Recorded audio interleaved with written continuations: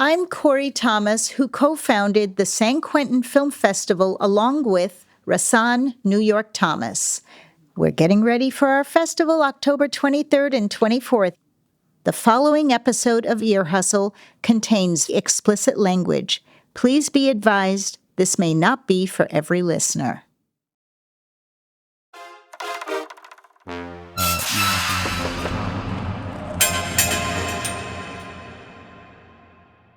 Yeah, this it right here on this side. This it? Yeah, so we. Right place? Yeah, it's the right place. We are pulling up to Crossroads. This is it. What is this building? Huh? What kind of building is this? This is a juvenile detention, like a juvenile hall, a juvenile jail for the young people. Oh, jail. Yeah. Oh. All right. Thank you very much. There was this moment in the last episode where Caesar was talking about how drama club is just this one tiny part of a kid's week at Crossroads. Remember that? Mm-hmm. And how it can be hard for them to shift back to the reality of being stuck in this place. It's not just Crossroads they're dealing with, it's the reality of their lives and what's ahead for them. Some kids here aren't going home for a really long time, and some kids are just in limbo. They don't know what's ahead. So that made us want to know more about life at Crossroads outside of drama club, like what it's like to live there, to work there. What are the rules of the place, the unofficial rules and the official ones? That's what we decided to do. And it didn't always go smoothly. No, it didn't. I'm Nigel Poor. I'm Earlonne Woods, and this is The Loop, a new series from Ear Hustle and PRX's Radiotopia. Rule number 1. Who, what, where?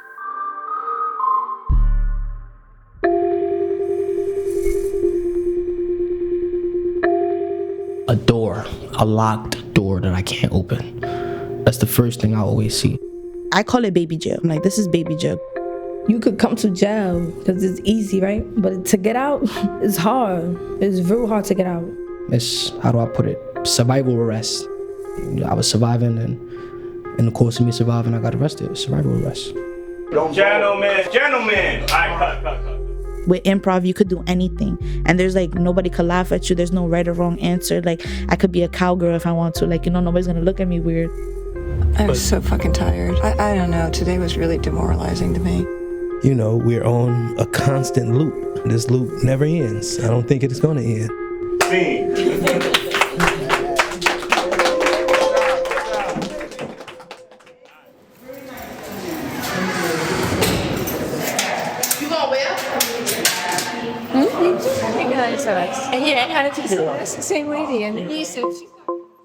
After a few visits, we were getting better with the whole song and dance of getting through security at Crossroads. Yep.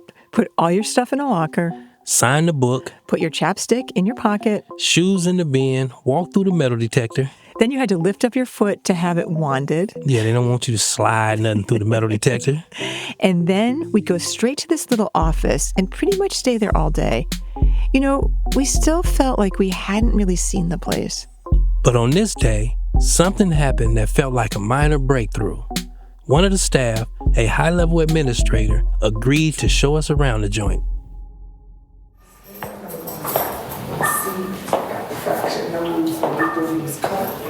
That's her with those heels clicking down the hallway. Click, clock, click, clock. See, I'm learning so much. Can we just take a walk through the school floor? Crossroads is about 3 stories high. It's built around a central courtyard area, and it feels very institutional. Drab colors, it's kind of noisy, and sound bounces off the walls. Yeah, and it feels kind of empty, even though it's not. And I think that's because you don't really see kids walking around.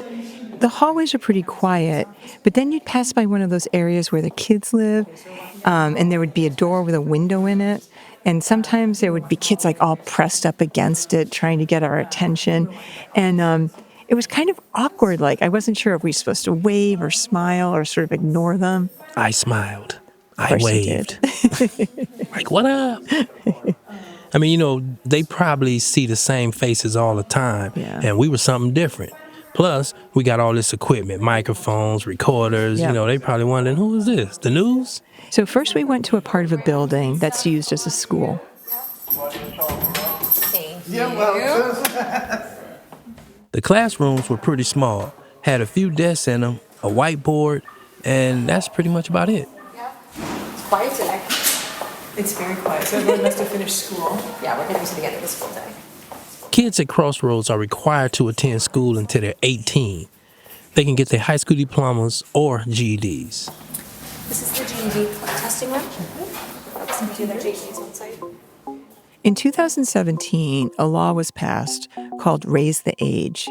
Before that law, kids as young as 16 or 17 who were arrested could be sent to Rikers. Raise the Age made it so that instead of getting sent to Rikers, these kids would go to a facility designed to deal with youth offenders, a facility like Crossroads. So that makes the staff at these places a really interesting combination. They're part correctional officer, but they're also like counselors, therapists, kind of like mentors. It's this combination of qualities that I don't think you really find that often at an adult prison. Yeah, it's different to being a correctional officer. They got to be able to keep things in line, but they also have to be, a big brother, big sister type of person. Kind of soft, but also stern. Yep. Hi, Mr. Wright. How are you? On the tour, we ran into a staff named T. Wright. He's a youth development specialist, also known as YDS. And he agreed to come sit down with us for an interview, along with a friend of his, another YDS. Do you guys get along? That's my dog. Oh, okay, all right. Okay, that's good. That's a good sign. But let's just start by having you both introduce yourselves. I'm YDS T. Wright. I'm YDS Charles. How long y'all been working here? I've been working here I just made 3 years in April. I've been working here for 5 years and a couple months. How would you describe him? Like his personality? Charles? Yeah, what's his personality like? Great person to work with. Don't get on his bad side. He's the calm one out of the crew. He's very, nothing bothers him. If you see him upset, then something really got him there. I'm recognizing this relationship. This is like our relationship. Okay, I grew up probably 4 blocks away from here, Rockaway and Atlantic. I remember the jail being built. It was supposed to be a school. This facility? That's what the neighborhood was saying. This is going to be the school, but it ended up being jail. My dream job was to be a correction officer. I didn't make it to correction officer. I made it to youth development specialist. When I did get the interview, they told me that I'll be a correction officer without a gun. When you see individuals, youngsters, do it seem like most of them are wearing masks, like they're trying to be something that they're not, trying to be harder than they are? One thing about these youth, they love their gang that they are part of. They want to be a part of a family that accepts them. A lot of kids is wearing masks because they have to put on a show for the kids that's watching, right? So it looks like he's giving us a hard time, but yeah, grab him and he'll be like, listen, I got to do this. I don't want to do this. The YDSs need to understand that kids have to make a name for themselves in here, I remember doing that myself because we was turned up in those youth facilities. We were trying to be bigger than ourselves. You want a certain respect. Right. And you don't want anyone to challenge that. You want them to know that you ain't with none of the bullshit.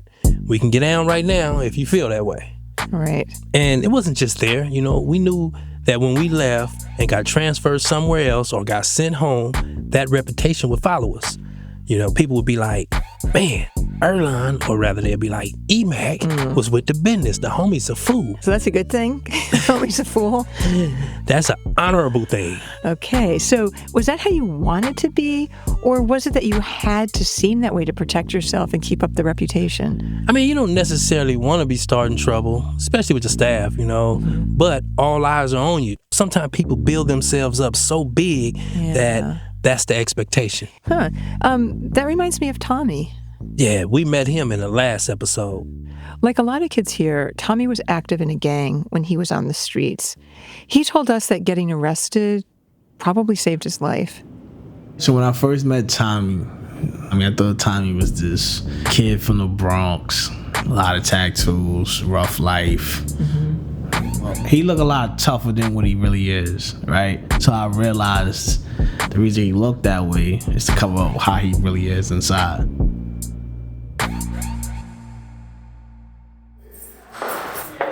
After we left the school area, we started heading towards the library where the drama club classes take place. As we're walking, we passed one of the residential halls. And each of these halls houses, I don't know, like 20 kids or something. And the halls are a big deal here because they're the main way the staff keep kids apart who are likely to have conflict with each other, like because of gang affiliations or anything else. And really strict measures are taken to ensure that the halls never mix, like even when walking from one class to another, which is part of the reason why movement here is so restricted. And Earlonne, it takes forever. As we were walking, we passed by one of those residential halls where the kids live, and the woman who was giving the tour said, You guys want to step onto the hall? Sure. Yeah.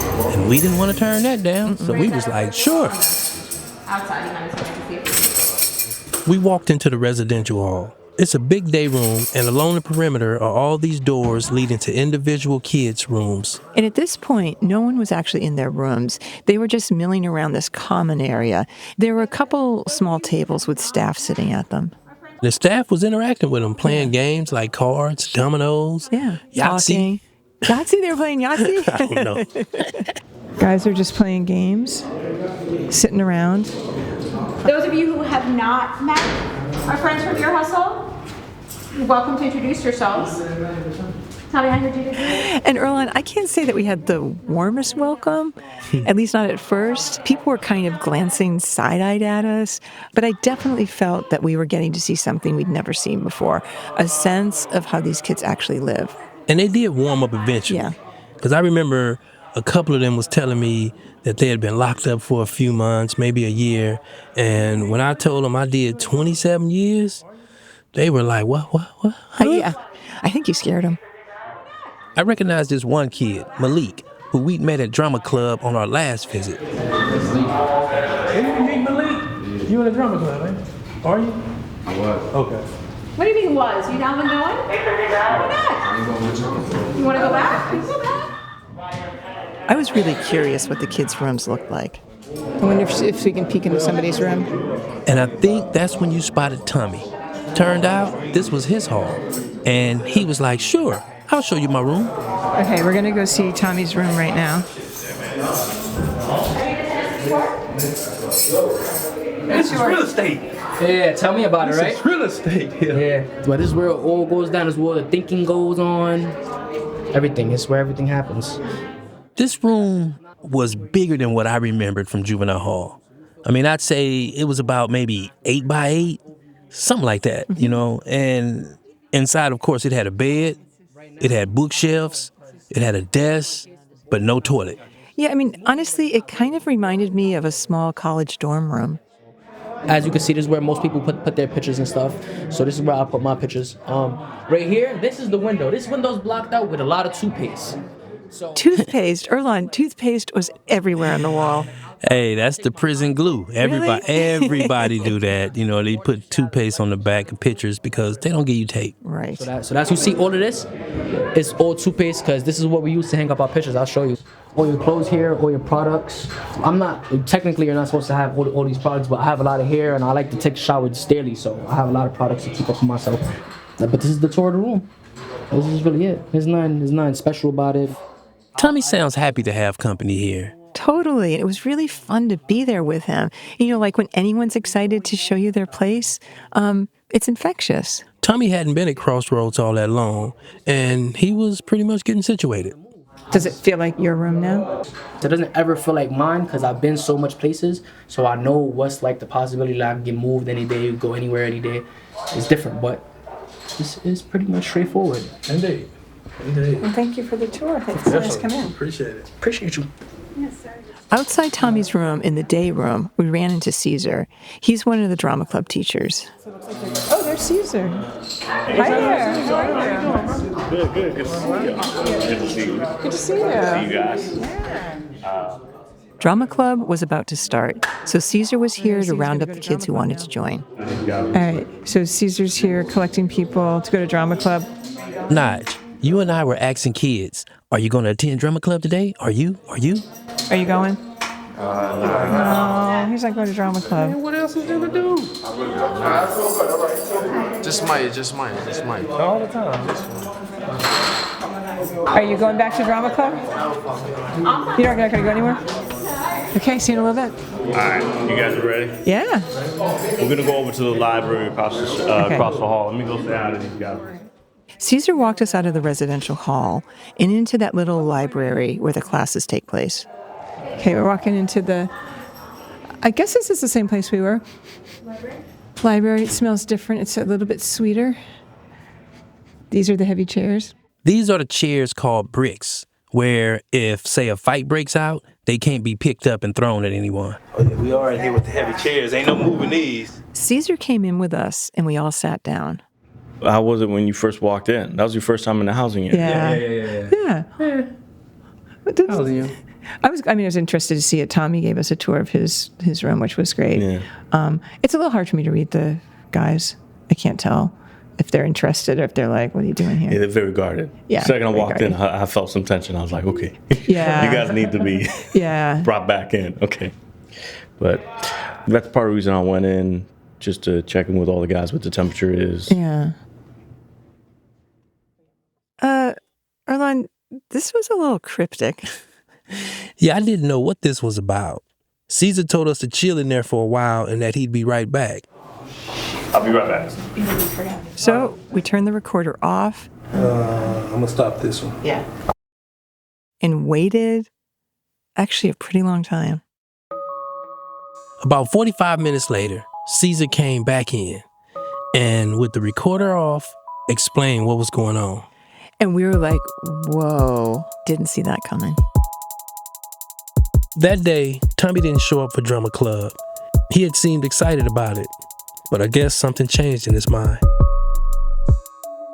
We wanted Caesar to explain what had happened on the record. So the next time we were in New York, he agreed to talk with us. We'll hear that after the break.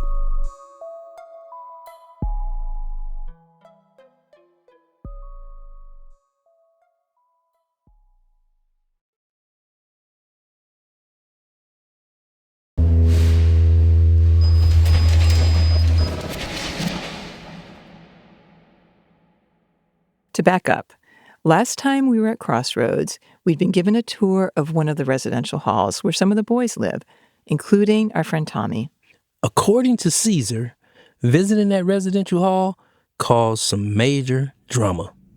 We went inside of Crossroads one day without y'all, and it became a big issue. Can you elaborate on that a little bit? Yeah, there's a few things. I had come in, and when I came in, somebody had mentioned that Ear Hustle was inside, and I didn't know. I was fine. That was fine. And then one of the PCs says, "Yeah, they're inside the housing unit." A PC is a program coordinator, another type of staff here. And I was like, "Okay, well, how do you feel about that?" And then the PC said, "I'm upset. The kids are upset." And I was like, "Okay, well, how did they get there?" And they were like, "Oh, Ear Hustle had interviewed Tommy." I was like, "Well, what would you like to do?" And then she was like, "Let's try and get them off the hall." So I went in and I saw you guys there, and we brought you guys to the library. And then I went back inside, and before I even went inside, they had a meeting, they had a powwow, right? Not the YDSs or the PC, but the boys among themselves. They had a meeting because trust had been broken. So what I was starting to put together here was that the kids felt like someone had violated one of the unspoken rules of their hall. And it sounded like maybe these kids were already on edge. Now, the day before, apparently there was a search, and they flipped everything out because one of the kids had a phone or something like that and was posting it on social media. So they were already on edge. They were already on their toes. What he's saying here is that this hall, where the kids live, had been thoroughly searched by staff just the day before because one of the kids had an illegal cell phone. And the kids were apparently kind of concerned that maybe we were part of that operation. And on top of that, It seemed like this visit had actually made things harder for Drama Club, the very people who had invited us into Crossroads to begin with. And then when I went in, finally, after their powwow, I talked to all the boys. I was like, how you guys feeling? And nobody wanted to do Drama Club. And they're like, wait, is Ear Hustle going to be there? And I was like, yeah. And they're like, nah, we're not going. And I talked a few of them into it, and I had apologized to the group about their space being infiltrated. I use that word because I feel like that's where their mind was at the time, given how they were feeling, right? The equipment's not something they see every day, and going inside of the actual room, it felt invasive for them. And what was the trust that got broken? I think it comes down to rapport, right? Your ability to know somebody, their ability to trust you, your word, your intentions, and the rapport wasn't with you, with Ear Hustle and the kids.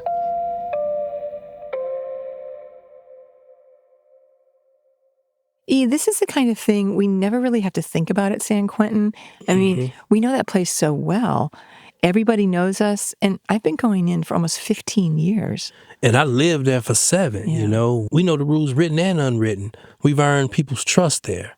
And at Crossroads, we hadn't done that yet. Totally. And since no one knew us, anything we did reflected on Drama Club because they had vouched for us. And I totally understand this. I mean, if we invited someone into San Quentin and they broke the rules, written or otherwise, it can jeopardize our whole program. And Earlonne, to be honest, I would be upset too. It's one thing to go in by yourself. It's another thing to go in with equipment and go in with like an ACS admin head.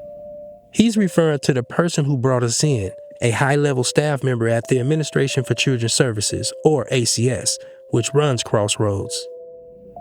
That all the kids know that they have to be on their best behavior around, right? It shocks that unit. It shocks the house. Because of the fact that Ear Hustle and Drama Club are together, your choices by association become our choices. Mm-hmm. And that's not a choice that we would have made. This experience was another way of seeing how difficult this project was. We were in this new place with a different culture, and we were beholden to all of these groups and having to follow their rules. And Earlonne, we just never really worked like that. Nope. A couple months went by, and we also didn't know how Tommy was feeling about that visit, because it's not like we can call him and talk to him. So I was a little worried about how that visit affected our relationship with him. Hello. Are we good? Finally, on our next visit, we got to catch up with him in person. Well, last time we saw you was... when was it? A couple of months ago. And we thought we had a great conversation with you. Right. And then we heard there was an issue after. No, nothing? Oh, yeah. Coming into the dorm. You know, it'd be small stuff. Was it the incarcerated individuals or the people that work here? Nah, it was definitely the incarcerated individuals. You should know we like our privacy, but I didn't think none of it until after I left. I'm like, oh, yeah. Can you tell us what happened? Nah, really. I don't really want to speak upon it. I'm not gonna. But you were fine? I was fine. A little conversation as hell. That's it. Nothing crazy. Did you imagine that we were worried about you? I mean, everybody got to worry, you know, but if you see me panicking, then you panic. If I'm not panicking, that's how you know everything's good. I was just, you know, regular in-house jail stuff that goes on. Nothing too outrageous. Jail politics. Yeah, that's really what it is. So are you doing Drama Club? This, I enjoy this. This is cool. This gives me like a little notebook or like a peace of mind. Make me feel I'm outside. By this, he meant doing this interview, talking with us. But Drama Club, he was going to pass. Wasn't feeling it. Drama Club is just like, you know, like, I don't know. Like, it doesn't get nothing going. I'm not going home to be an actor. I'm a felon. I gotta look for a job. Right. So what you talking about? Like, just stuff like that. It's just, I don't gravitate towards it too much. So I guess he's done with it. Didn't see it leading nowhere. I mean, maybe that was it. But I was also worried that drama club was something he enjoyed doing. And, us going into his room, maybe that changed things for him. But we had no idea. And I wasn't going to push him on it because he's a kid. I don't want him to say anything he's going to regret. And it's interesting, Earlonne, because I don't worry about that so much with adults, but I do with kids. And that became an overarching concern for me throughout this whole project.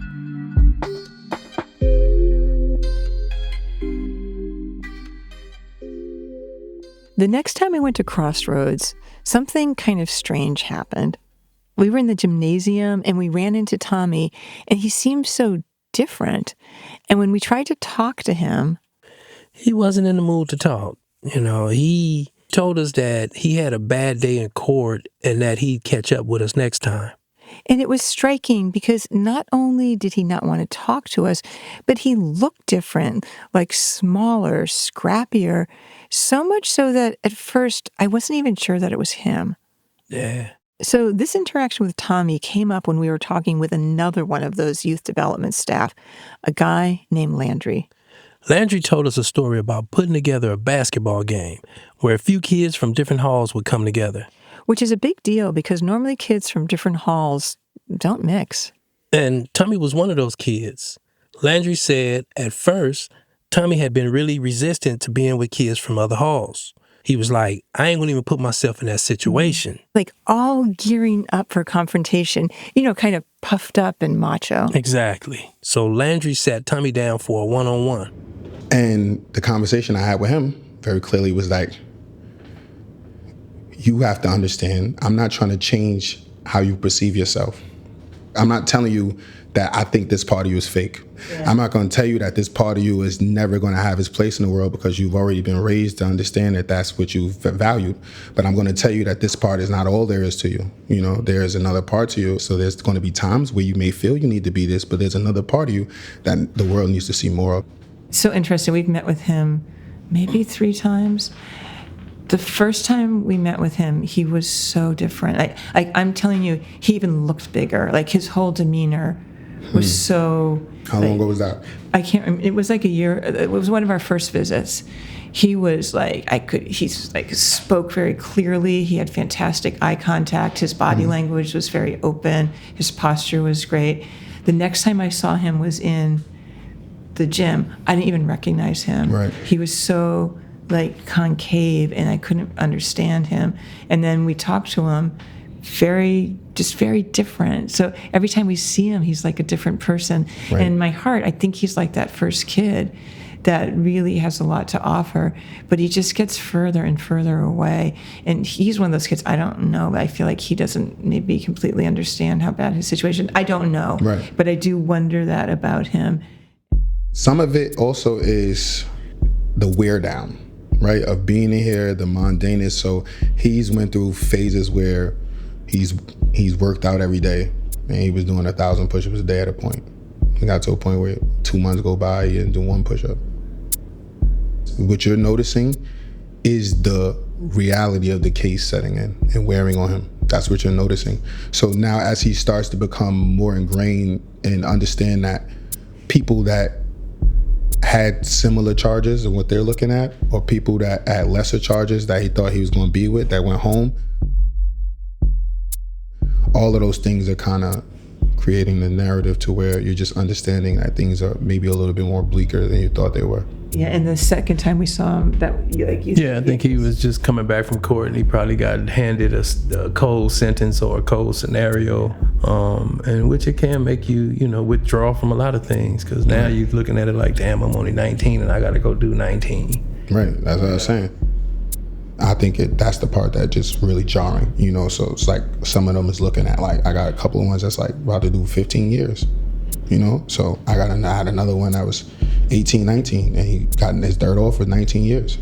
It's like somebody telling you to do your whole life over again in jail. Like, that's a crazy concept for them to really take a hold of at this age and at this stage, when their brains are not as developed. But one thing that is very difficult when we're interviewing the kids here is realizing when they don't understand how bad their situation is, right, and they're kind of magical thinking that they'll be home pretty soon. It's really hard to hear that. I don't know what to say to it. I mean, we just listen because I don't know the ins and outs, but you can tell they don't quite get how bad it might be. And that's a pretty regular thing. When those conversations happen, I think that's when the rapport really comes into play, because you know who you can talk to, brass tacks, and you know who you gotta slow walk and hold their hand a little bit.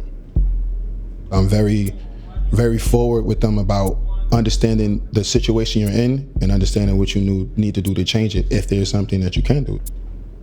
It's really touch and go to understand when to meet it with optimism and when to meet it with reality. It also depends on your rapport. It depends on how that youth accepts information, because some of them will get to a space to where when you're saying real things to them, they're just blocking it out. And now they become infuriated at you because they think that you're now somehow playing on their downfall. When I'm just trying to tell you, bro, you did that. It's not gonna go the way you think it's gonna go. And I'm not one of them that's just saying because they don't understand the complete totality of what's happening that they can't be held responsible, because those people still victimize somebody, and there's somebody who doesn't have their family here. But I'm just saying to understand and appreciate the fact that they're not just their mistakes. I've had those ones be in the room and talking to me about the regret for what they feel like they've done and how they wish they could take that moment back, crying, you know what I'm saying? And I'm shoulder here, chest, and put your face in my chest. You don't want nobody to see you cry? That's fine, you know, but it be like that. I got like 2 or 3 of them that really is in my heart. Mm. You know, that's real talk. Appreciate that. Yeah, I mean, that's clearly emotional for you.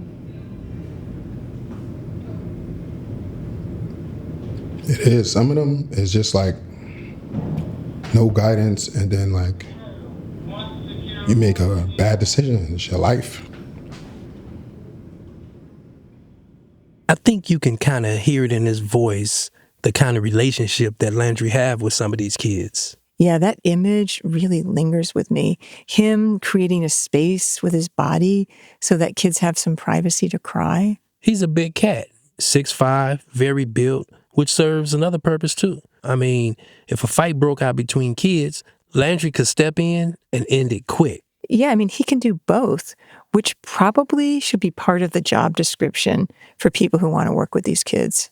I mean, just to like add a little bit, you are pretty physically imposing, as you described. Right. You're not just tall, but you're really big. Y'all can go with your descriptions. I have no.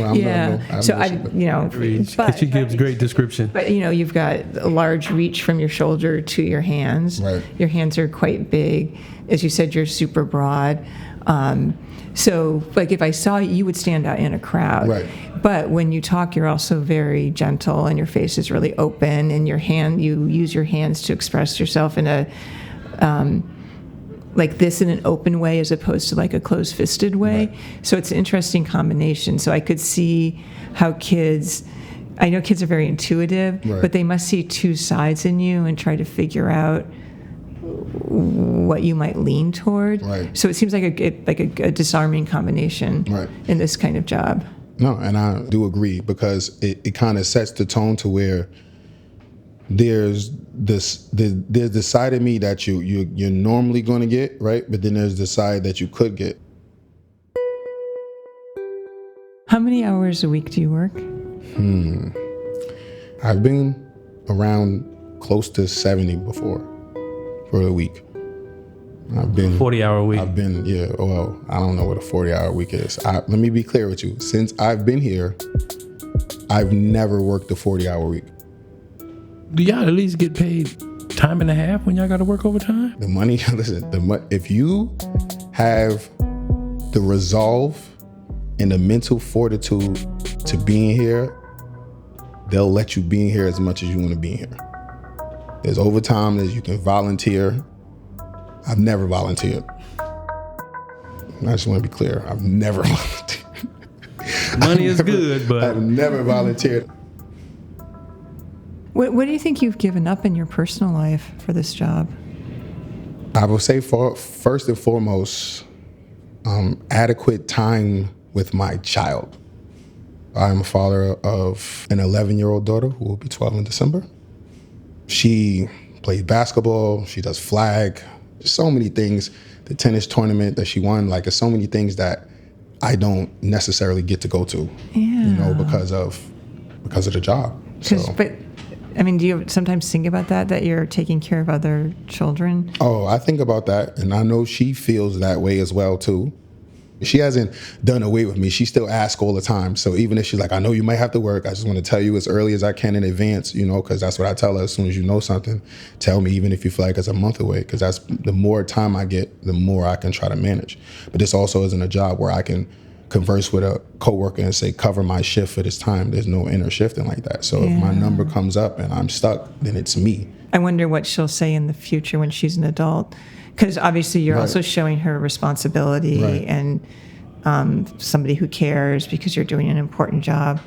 Anyway, 20 years from now will be interesting. She's looking in them stands to see her daddy. I know. And that's the catch-22 of the situation, because it's like, at one point it's like, okay, well, you're doing what you need to be doing dutifully and leading by example, showing how it's supposed to go, but you're missing those moments, and those moments to me matter more than the other side. So I think the fatherhood thing I miss out on the most. Part of the reason we were curious about the lives of the YDS is that Crossroads had made the news recently. That morning, on the drive into Crossroads, you and I made a little recording about what we'd been hearing. Okay, so let's just say what happened. So, 5 YDSs were suspected of transporting contraband inside of the institution. Yes, and that contraband included drugs, cell phones, weapons. Okay, put yourself back in juvenile hall. If some of the counselors that you had worked with had got swept up in this, what would you be thinking? At that time? Yeah, when you were 17. You were 17. Ooh, I hope they don't tell on me. Okay. Somehow, because I knew I would have had my hand in something, We knew when we got to Crossroads, we could not ask about this. Right, but I was a little nervous. This is kind of a hard topic, but we were researching some stuff here. Earlonne was about what we could wear and what we couldn't wear. And this article came up about these people who were working here recently that got indicted. Yes. Okay, to be clear, this is not Landry. We'll come back to him later. This is another youth development specialist. This is YDS Hamilton. We asked him, why did he think a YDS would do something like that? Smuggle contraband in the Crossroads, when you know it's gonna come out. Like, people cannot keep secrets. And it's gonna cost you your job and your freedom. I feel like, not all, but some, they do that out of fear, like legit. Like, I'm scared. You get what I'm saying? And they're driven to the point where it's like, all right, if I can come to work and do this, then I'm gonna have a safe day. And then after a while, it becomes addicting. They were doing it to protect themselves? Correct. Because what happens now is you bring a certain level of power to the unit because you're supplying a need. So these residents that know that they could depend on you to bring this, they will do whatever it takes to maintain that flow, and they will essentially start to do your job for you. Interesting. I didn't think of it that way. Yeah. But you're also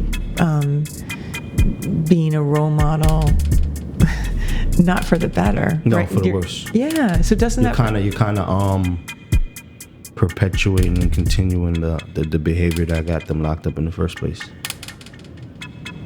So did you feel extra betrayed by colleagues doing that? Yeah, especially with the blades, because I've been one of the ones that spearheaded the search teams, and I've had to get into situations with young men that had razor blades in their hand.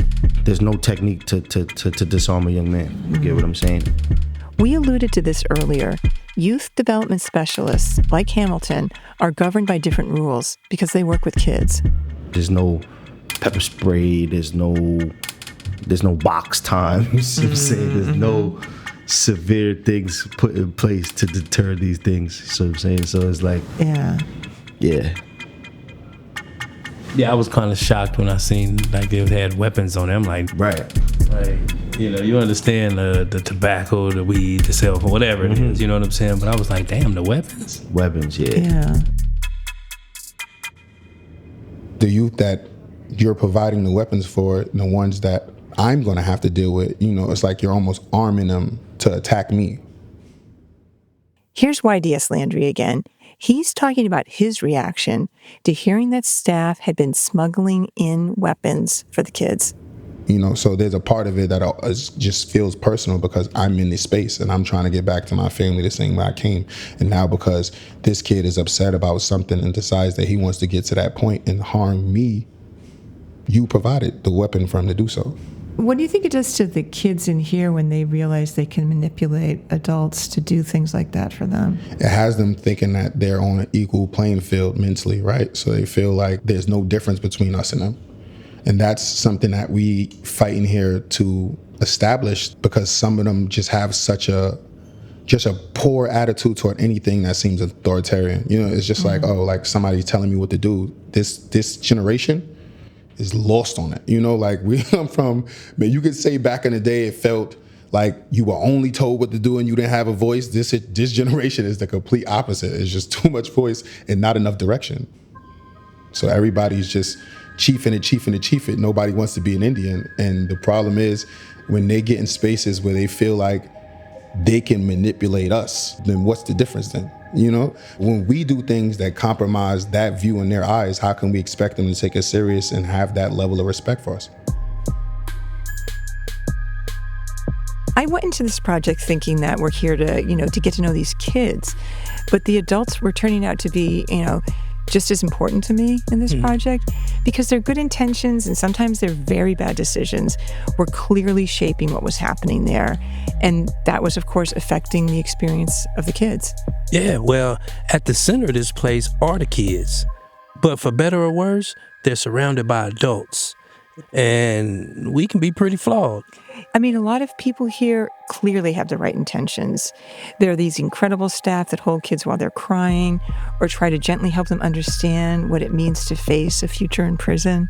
But there's also those who mess with the place, throw it into chaos, make it more dangerous.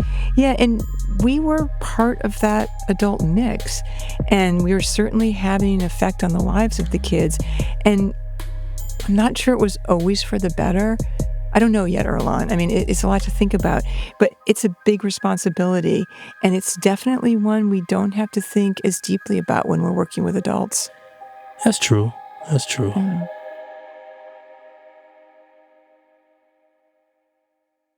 Coming up on the next episode of The Loop.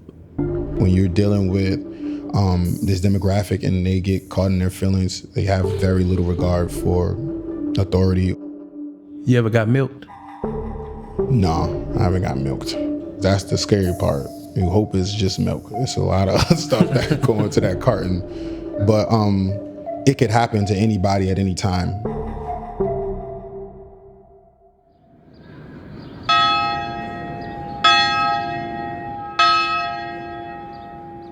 We're back with another Count Time. Yeah, Count Time's an extra audio tidbit. And this week, it's a snapshot from San Quentin, where our inside team's been checking out a cool new spot on the yard, a garden.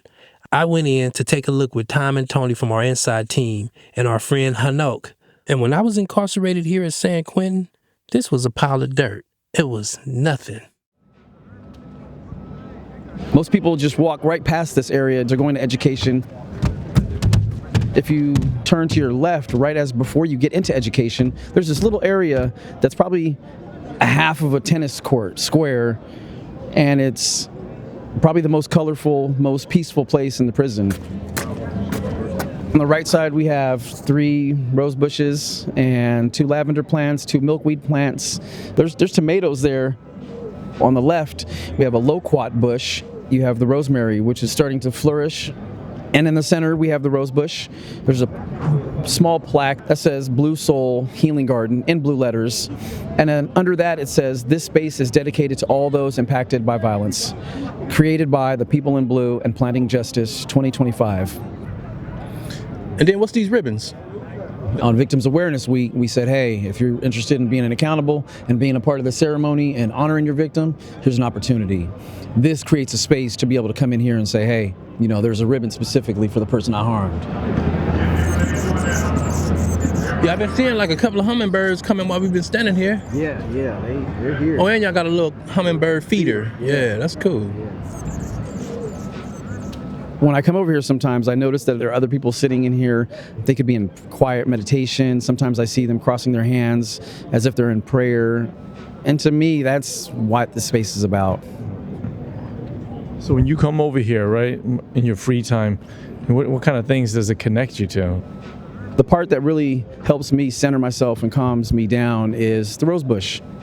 In San Jose, where I'm from, there's a place called the Rose Garden, and my mother used to take me there. And I remember the specific time I was having a hard day at getting bullied by kids, and she must have seen it on my face, because that was the one day where she was like, we're going to go to the garden. My mother worked a lot. She was working graveyards most times, so I didn't have a whole lot of time with her. We just sat there. She just held my hand, and she didn't try to ask me what was going on and all of that. She just was like, I'm just going to sit here. And so, in a way, coming here brings me back to that moment. I feel like I'm spending time with my mom. Let me show you the rosemary. Dang, it's strong. Wait, you smell it? Yeah. Yeah, it smells like, I don't know how to describe it, just super green. Super. Almost like a pine tree. It smells, right? it smells like nice a Christmas though. Tree. Yeah, like minty. But with a nice little mint, right?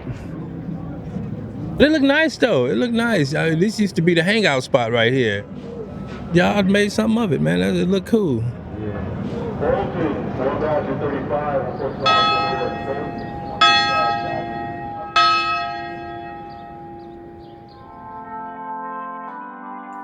Ear Hustle would like to thank Adam Brown at the Silberman School of Social Work at Hunter College, the City University of New York, and Joanne Smith Darden and Heather McCauley at Michigan State University's School of Social Work for bringing us into this project and for all of their advocacy and support along the way. Big thanks to the Drama Club team, including Josie Whittlesey, Cesar Rosado, Tiffany Tiny Cruz, Abby Pierce, Sophie Jones, and Ashley Adams. And thanks to Nancy Ginsberg, Aylese Kanze, and Commissioner Danhauser at New York City's Administration for Children's Services for saying yes to this project. As always, thank you to the administrations at San Quentin Rehabilitation Center, the California Institution for Women, and at the Central California Women's Facility for their ongoing support of our work. Music for this episode is by Darrell Sadiq Davis, David Jossie, Antoine Williams, and me. For full credits and more information about this episode, check out our show notes on Ear Hustle's website, earhustlesq.com. Ear Hustle receives support from the Just Trust, building a smaller, more humane engine of justice and safety across the country. You can find us on social media, Instagram, Facebook, YouTube, TikTok, and Blue Sky. And if you're not already, follow and review Ear Hustle on any of your favorite podcast app, including Apple Podcasts, Spotify, and iHeartRadio. Ear Hustle is a proud member of Radiotopia from PRX, a network of independent, creator-owned, listener-supported podcasts. Discover audio with vision at radiotopia.fm. I'm Nigel Poor. I'm Earlonne Woods. Thanks for listening.